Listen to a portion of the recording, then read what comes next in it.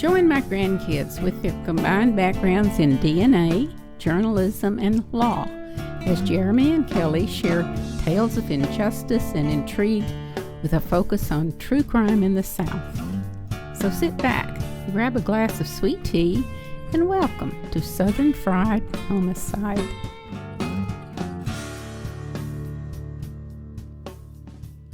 Last time, when we talked about Memphis and all of the great things that are in the city, we failed to mention one big thing, and that's basketball.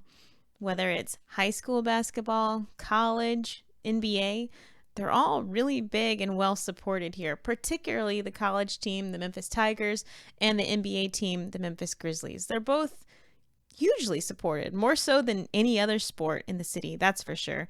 And the wonderful thing about basketball here is that it brings people together, because Memphis is a very divided town. It's racially divided, economically divided, but everybody here loves basketball, and it's a unifier that brings people together. It helps them feel proud of the city, and it's a wonderful thing about Memphis. It really is.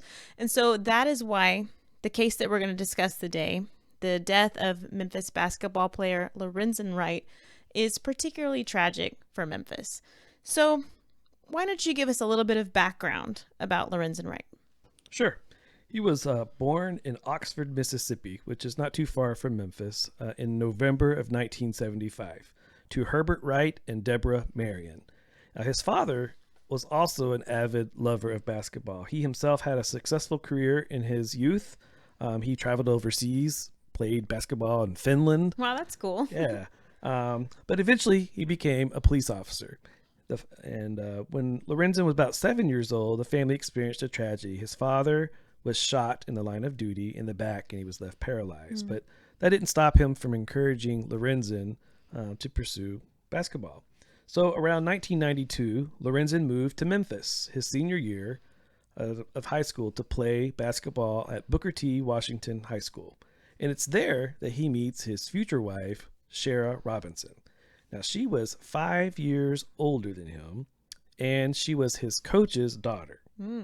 Scandalous. Yeah. So he was 17 and she was 22. Mm-hmm. That wouldn't fly if it was, reversed. Right. If he'd have been a 17-year-old girl and the coach's 22-year-old son. Right. And those that knew her back then said she was very flirtatious, very flamboyant. She would take Lorenzen out to eat and pay for his meal. She would buy him clothes. Okay. She bought him a custom-made suit. And he, on the other hand, was this tall, graceful, he was 6'11", basketball player. So they both had these, I guess, large personalities that brought them together. Larger than life. Yeah. So after he graduated high school in 1994, he went on to attend the University of Memphis. Even though he was being pursued by colleges all over the country, he wanted to stay home in the Memphis area. And he played with the Memphis Tigers and really became just a star player. He achieved All-American status, All-Great Midwest Conference, and All-Conference USA honors. He was even a member of their teams that reached 2 consecutive NCAA tournament invitations. And all during this, time in college, he was still with Shara. They still continued their relationship. In fact, during one Thanksgiving dinner, Shara told Lorenzen's mother that she was going to be a grandma. This was in April of 1995. They had their first son, Lorenzen Jr. He was born. And they went on. In the following June, Lorenzen was selected 7th overall by the LA Clippers in the NBA draft. So the family moves to California. And there in 1997, he and Shara, they have another daughter. Their first daughter, Lauren. So they're living together in California. They have 2 kids. At this point, it's June of 1998. They've been together for a good bit of time at this point. They decide to make it official. They get married. And then he gets, I don't know if it's drafted. Yeah, I think he gets traded. That's what the word, to the Atlanta Hawks. So the family picks up and moves. They leave California. They go to Georgia. And the family continues to grow, continues to expand. They have twin boys, Lamar and Shamar, in the year 2000. Then he got traded again, but this time it was back home to the Memphis Grizzlies in 2001. He signed a 6-year, $45 million contract. And this was something that really made the city excited. They were happy to have him back home. Because like you mentioned earlier, basketball is something that unifies the city. And this was just something that everybody got behind and was really excited about. Right. He was on top of the world with his family, had a beautiful family, career. In Memphis, he opened up a restaurant, a cafe, a sports cafe, 6,000 square feet. He was trying to really invest into the city. He was trying to give back a lot to the city. There were reports about him doing basketball camps for kids. He donated to a lot of charities. Visited the sick children in the hospital. One of his friends said whenever they asked a basketball player to go visit kids like in St. Jude or Le Bonheur, that he was always the first one who would be willing to go. So he really was putting forth a lot of effort to, like you said, to give back to the city. One of his friends said he would pay utility bills of people or buy their children clothes if he knew they had a need. So he really had a big heart. Big heart. Sounds a lot like Elvis. What Elvis used to do for people. Yeah, when you go to Graceland, you can see the wall of all the checks he would write. Yeah, he did the exact same thing. But back to Lorenzen. So their family's expanding. Again, in 2002, they welcome a daughter, Sierra. But sadly, just 11 months later, she passed away from sudden infant death syndrome, or SIDS. That had to have been awful. Right. I mean, he's got all this stuff going on in his life, positively, but then have this tragedy in their family. So he honored her memory by setting up a scholarship called the Sierra Simone Wright Scholarship. Okay. And that's something that, he did to honor his daughter. And to help other parents, no doubt, that were suffering from the same loss. Right. So here we are. We're in 2003. At this point in time, he's married. He's got 4 children. He's had a 5th child that's passed away. He's been with 3 professional NBA teams, and he's been living the life of luxury in a lot of regards. They, had multiple houses, multiple, expensive cars, jewelry, all that stuff. But like they say, more money brings more problems. When, he's on the road, traveling, the fame, being away from the family, they had to really add a lot of stress to the marriage, and his finances actually started to crumble. They not only did he like spending money and helping people, but he wasn't ashamed to spend it on himself and his family as well. And his wife was the same. She also liked to have nice things.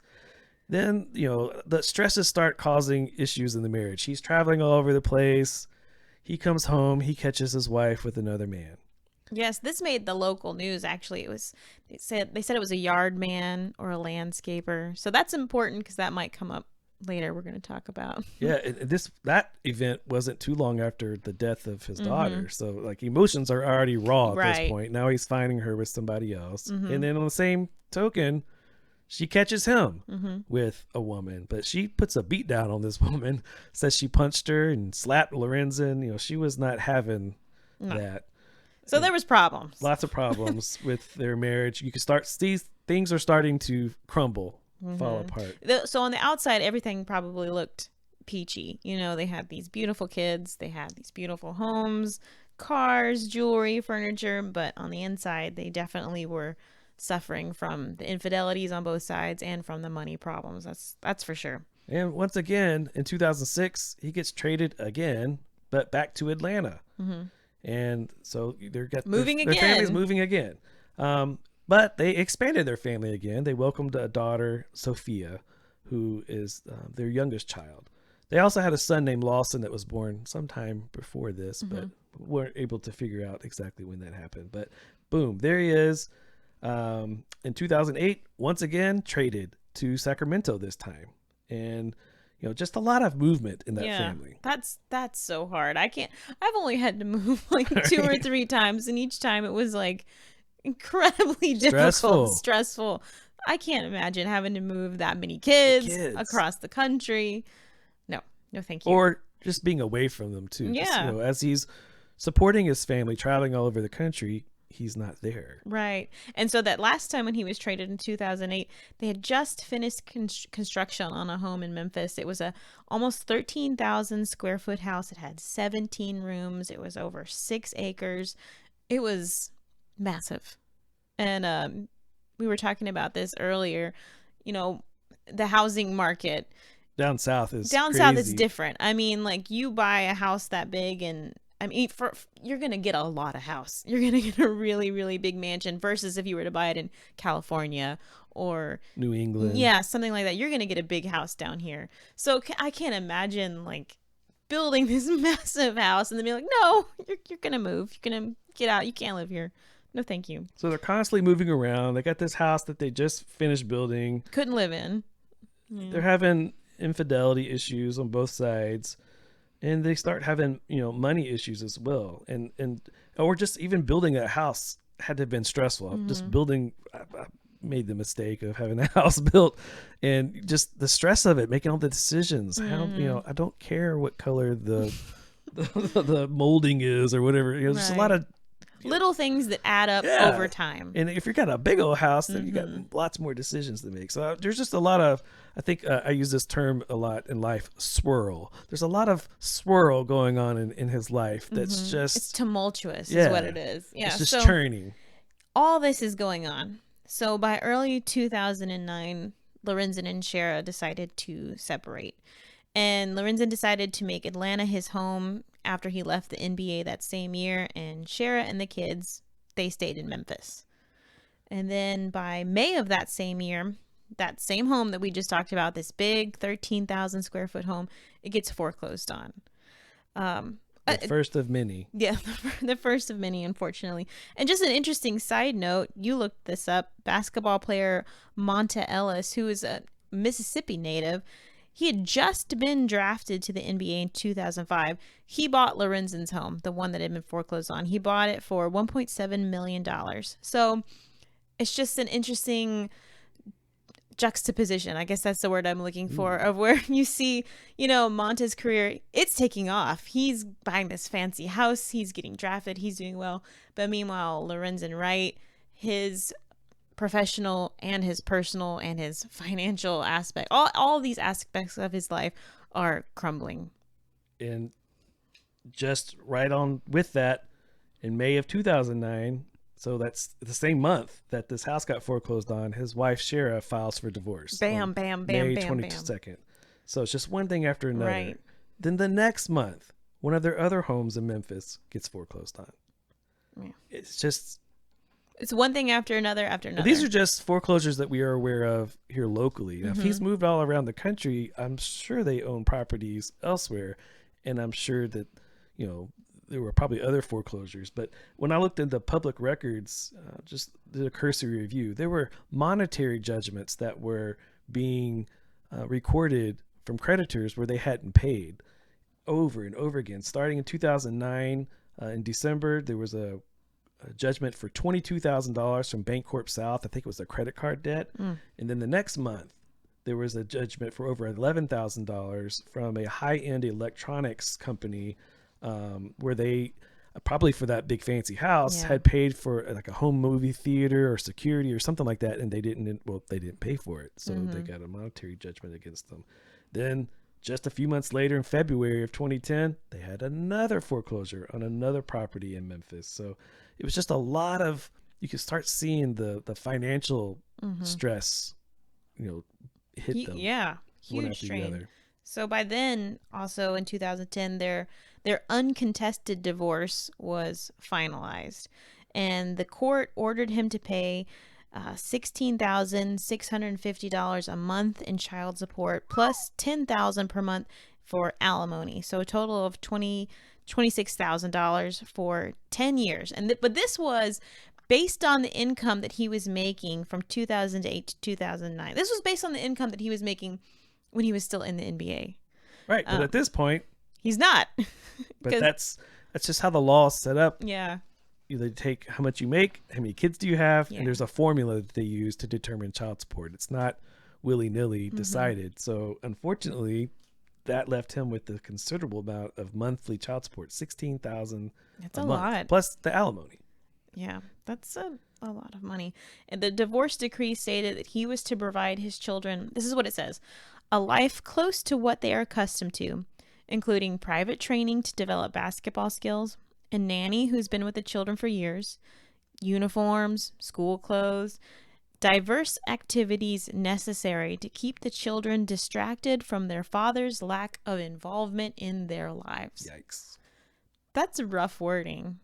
Yeah. I mean, I get it, but it says father's lack of involvement in their lives. I mean, it could be, he was traveling all the time for work, so I guess that could be what that means. But the way it's phrased, it's kind of rough sounding. It is. So he's got to pay all this money.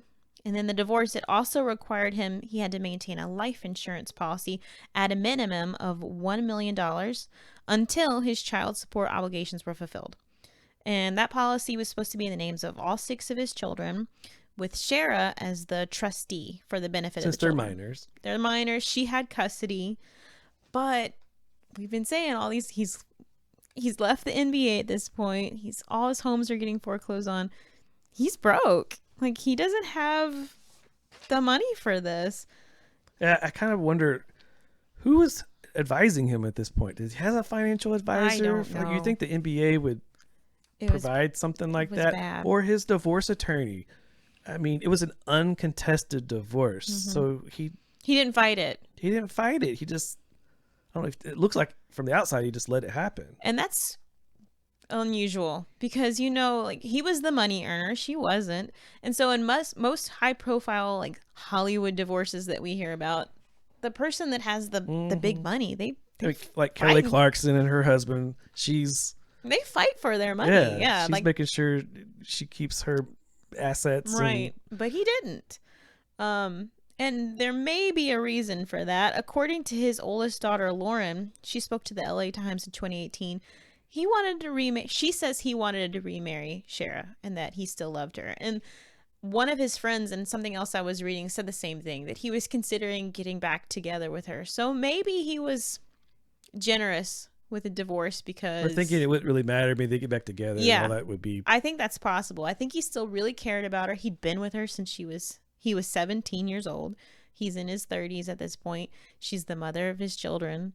Right. So yeah, there were infidelities on both sides, but I do think he probably still cared about her. So maybe that's why he was so she generous sent him with the it. text that, I'll say lured him back to Memphis, we're going to get to that. We haven't mentioned that part yet. That's true.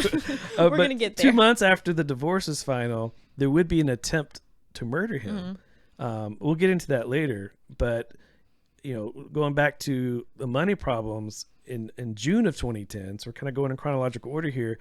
Harding Academy of Memphis recorded a money judgment in the amount of over $27,000. Now that's a private school.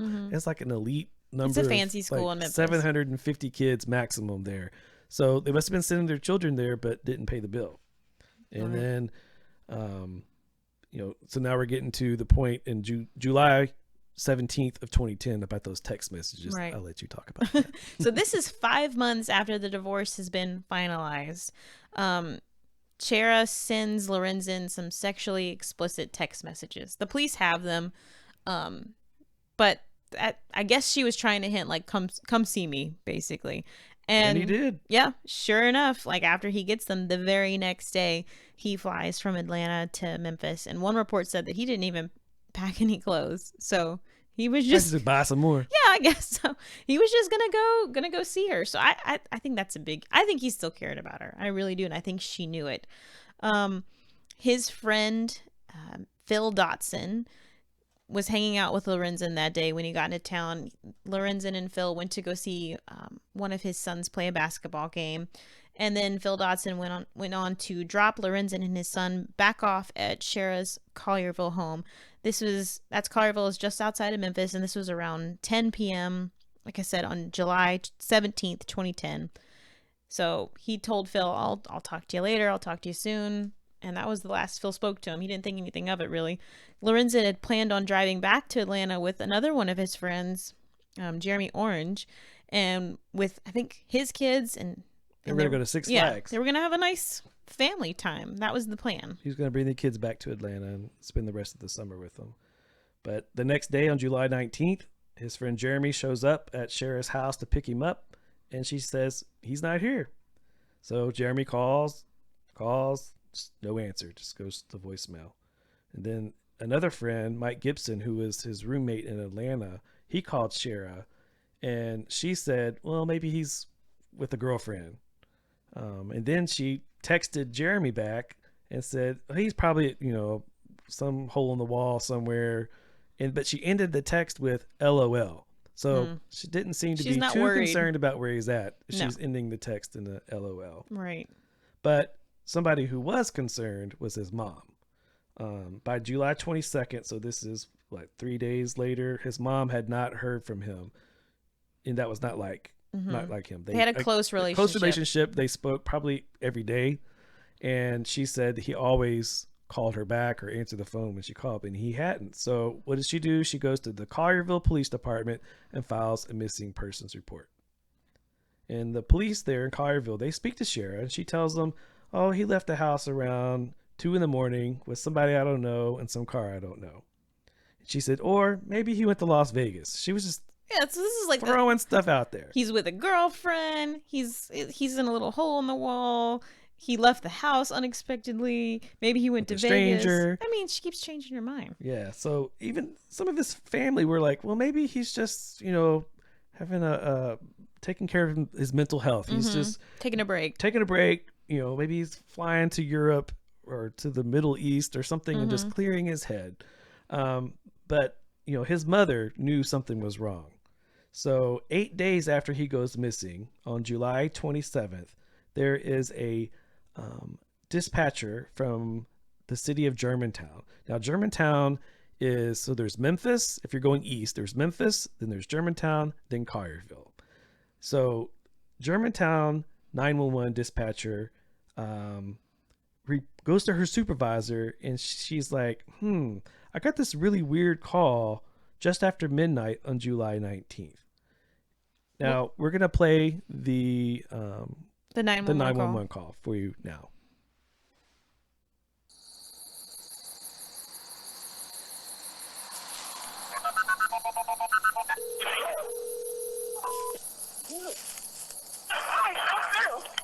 Georgetown 911, where's your emergency? Hello? Hello? Hello? I have nothing but gunshots. Hello? Hello?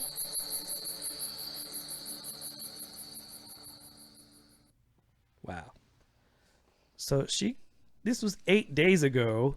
Yeah. She's just now thinking, I should tell somebody about that weird call I got at midnight. Oh my goodness. It's bizarre. And that's a chilling call to listen to. It really is. There's nothing to guess what's going on there. No. You hear somebody in their last moments, he sounded scared. And then you hear all these gunshots. I think you hear like 11 total. So and for us who've not really been raised around guns, it's obvious that's what that was. Right. There was nothing to. No. It wasn't a prank call. No. There's a lot of unanswered questions as to about why that 911 call in particular is just very troubling to me, and why it took so long. But because Lorenzen was well known in the city, there was a missing persons report. It was on the news. She's putting 2 to 2 together. She's like, "Oh, I should tell somebody about that weird call I got. Maybe it'll lead to something." Well, that same day, the Collierville Police Department, they go and talk to Shara, and guess what? She has another story. Of course. This time she's telling them, well, he's actually been involved in some major criminal activity. She didn't think to say any of that earlier. No. Previous years, she's like, no, he doesn't have any enemies, no problems. Laugh out loud. Yeah.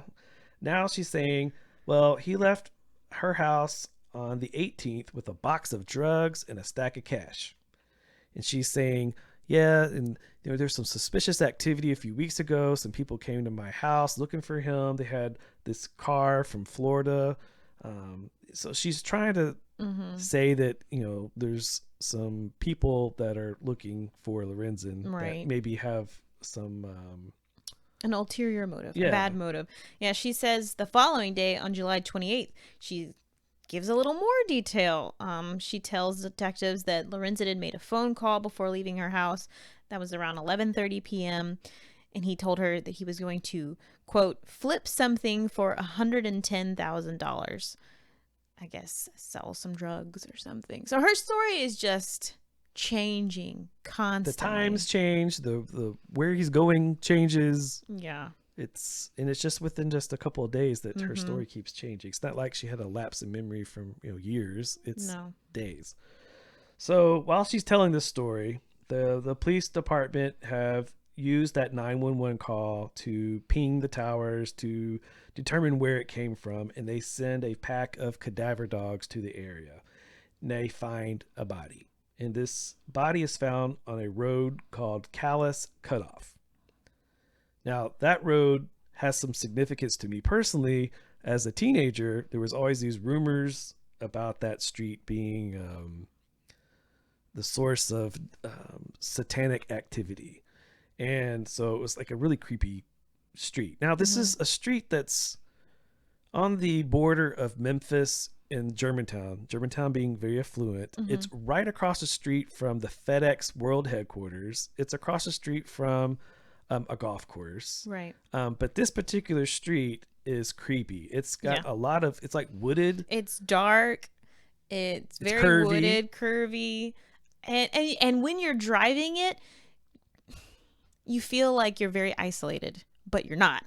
Yeah. I mean, there's stuff right past the woods, but it does feel very isolating, like you're in the middle of nowhere. There's a very well-to-do apartment complex right there. Close by. Yeah. Very close by. But then there's also like appliances that are left out on the side, like trash. It's very littered, very junky. But it's a place that kids would go and hang out. The cool kids would go hang out and drink or do drugs. There's a lot of urban legends about that particular street for whatever reason. There's urban legends and myths and stuff that there have been other murders committed, particularly on that road. Now, whether that's true or not, I don't know, but that could be the source for some of those legends you heard in high school. The street name itself is bizarre, but I read something that was a street that Lorenzen was familiar with. He would use it as a shortcut to get to his mother's house. He also would go there with his wife, and they would hang out with friends and drink, and that was kind of popular thing to do. Like how sometimes with people, I would hear about people going to a graveyard or a cemetery to hang out. I guess people, I don't know, they like to be scared, so maybe they think that's cool or neat. I don't want to hang out there, but no, I've only been there that one time as a teenager during the day. Yeah, I didn't go at night. And then just recently, you and I drove there just so we can kind of refamiliarize ourselves with the area. And we looked up to see like how much has it changed since this time, and honestly, not much. I mean, those apartments were there. Oh, I'm shocked about it, honestly, because those apartments are not far from where he was found at all. But it is, I don't know, it is pretty wooded, so I guess it was late enough at night. But it's at midnight. You would think maybe somebody else would call 911 too, like I heard. Yeah, a bunch of gunshots. It's an odd area. So where he had been found on Callus Cutoff Road, unfortunately, his body had been left out there for 10 days. And Memphis in July is terrible. Miserable. It's terrible. So they say that the weather was probably well over the 90s for that course of that 10 days, in addition to a little bit of rain. Said that there had been about a half an inch of rain. So Lorenzen Wright, when he was, in his prime, he's 6'11", he weighed 260 pounds. That was not the case when they found him. He was skeletonized, and he weighed only 57 pounds when discovered. That I've read that, and I was like, that can't be right. And then I saw it again in another article. 57 pounds. I don't understand the science. How fast of it. that. But it's the weather. It's definitely the environment contribute to it. And he'd been exposed to all of the elements. Oh, that's so sad. Animals, everything. So it was. They couldn't even identify, like for sure, that it was him. I mean, they kind of knew, but I guess visually, no. By looking at him, they wouldn't know. They were able to identify him through his dental records, and then by what he was wearing. He He was still fully dressed. He had on designer clothes. He had a gold necklace on, an expensive watch. So it wasn't a robbery. Nobody stole any of these things off of him. He was murdered. He was assassinated, pretty much. Right. So why didn't that 911 operator react right away when she got that call? Anybody who has followed this case knows where it's at today in terms of who's been arrested, but why did it take 7 years for them to figure out who was involved? What's the status of the case now? If you join us on our next episode, we'll address those questions and more on the next episode of Southern Fried Homicide.